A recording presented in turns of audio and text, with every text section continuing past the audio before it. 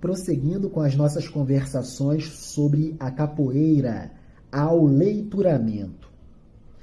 Já que falamos sobre o Barão do Rio Branco no vídeo passado, uma figura notável da história da política brasileira que, quando jovem, praticava capoeira, vamos iniciar este vídeo falando sobre o segundo presidente do Brasil, que também, quando jovem, praticava a arte da capoeiragem. Falo de Floriano Peixoto, hábil capoeira na Escola Militar. Por Sala de Pesquisa Capoeira, domingo, 24 de maio de 2009. Floriano Peixoto, militar e estadista. Nascimento, 1839. Falecimento, 1895. Nasceu em Ipioca, Alagoas, e faleceu em Divisa, atual Floriano, no município de Barra Mansa, Rio de Janeiro. Foi o segundo presidente do Brasil, sendo considerado, ao lado de Deodoro da Fonseca e de Benjamin Constant, um dos consolidadores da República do Brasil. Como capitão, participou da Guerra Platina, 1864, e da Guerra do Paraguai, 1865-1870. Em 1888, atingiu o posto de marechal de campo. Cursou a Escola Militar da Praia Vermelha e a do Largo de São Francisco, 1857-1862. Na Guerra do Paraguai, comandou uma companhia do Batalhão de Engenheiros.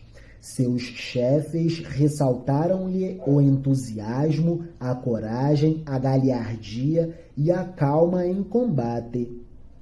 Foi promovido a major por ato de bravura em dezembro de 1868, aos 29 anos de idade.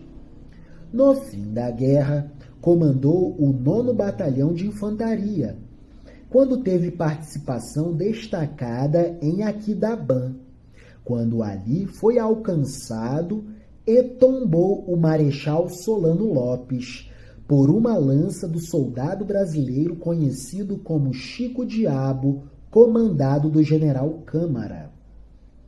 Floriano Peixoto voltou da guerra combalido e definhado. Não lembrava mais o cadete caboclo de força notável, aquele capoeira garboso e elegante, de físico destacado, campeão de esgrima à baioneta e temido adversário nas brigas do tempo da Escola Militar contra valentões do Rio de Janeiro. Pediu licença para tratamento de saúde em Alagoas. Floriano Peixoto, o segundo presidente do Brasil, quando jovem era praticante da arte capoeiragem. Seguindo, As Maltas da Capoeira, por Luciano Milani, 11 de abril de 2005. No século XIX, as maltas de capoeira eram famosas na cidade do Rio de Janeiro. Espalhavam-se por diversos bairros e freguesias da cidade. Cada malta comandava uma região e não admitia a invasão de seu território. Os integrantes das maltas possuíam um modo característico de se vestirem. Trajavam roupas brancas, calça pantalona com boca de sino, camisa ou terno de linho com sapato de bico fino. Camisa ou terno de linho com sapato de bico fino. No pescoço, quase sempre usavam um lenço de seda que funcionava como proteção de navalhadas. Na cabeça, um chapéu e nas mãos uma faca, navalha ou benguela para qualquer imprevisto. Esses capoeiristas, integrantes das maltas, costumavam viver na boemia, junto com prostitutas, vagabundos de toda a sorte, aristocratas, militares, imigrantes e intelectuais. Gostavam de festas, comícios e lugares com aglomerado de pessoas para poder saquear, roubar ou arrumar confusão e brigas contra as maltas rivais. Quase sempre, quando a polícia chegava, conseguiam escapar, mas às vezes não tinha jeito e os capoeiras travavam combates, deixando os policiais estirados no chão, não raro, mas quase sempre. As maltas de capoeira eram algo que atormentava a população carioca, principalmente as autoridades que queriam de qualquer maneira exterminá-las. Havia várias maltas no Rio de Janeiro e cada uma comandava uma região, mas dentre todas tiveram duas que mais se destacaram: os Guaiamuns e os Nagoas. Os Nagoas atuavam na periferia, chamada de Cidade Velha. Eram ligados aos monarquistas do Partido Conservador e tinham uma tradição escrava e africana. Os chapéus eram sinais que diferenciavam os integrantes das duas grandes maltas. Os Nagoas usavam o chapéu com uma cinta de cor branca sobre o vermelho e as abas para frente e para baixo. Os Guaiamuns atuavam na região central, chamada Cidade Nova. Eram ligados aos políticos republicanos do Partido Liberal. Tinham uma tradição mestiça, absorveram muitos imigrantes, crioulos, homens livres e intelectuais. Usavam um chapéu com uma cinta de cor vermelha sobre a branca e as abas para frente e para cima. Geralmente, os conflitos entre as maltas aconteciam em dias de festa, quando uma malta invadia o território da outra.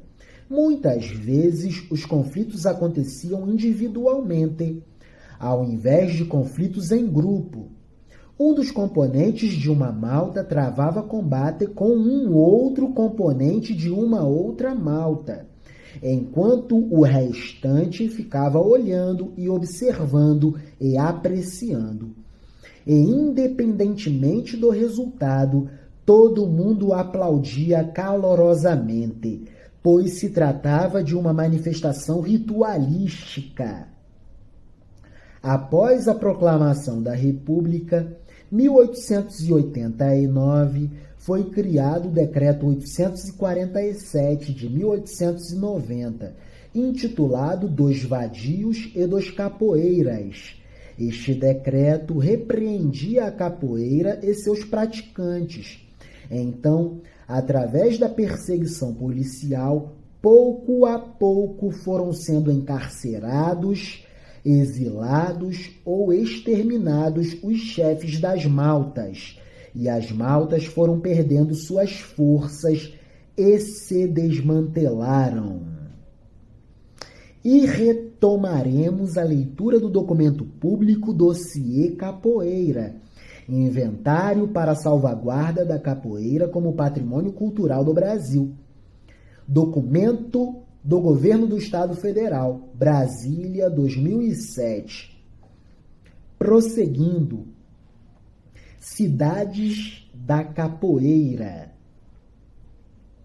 De acordo com Carlos Eugênio Líbano Soares, as maltas eram formadas por 3, 20 e até mesmo 100 indivíduos e constituíam a forma associativa de resistência mais comum entre escravos e homens livres pobres do Rio de Janeiro da segunda metade do século XIX. Embora colocados como criminosos, os capoeiras tiveram uma recuperação social promovida pela vertente nacionalista da Belle Époque, ou Belle Époque, uma época em que se valorizou a cultura nacional, a cultura brasileira, por assim dizer.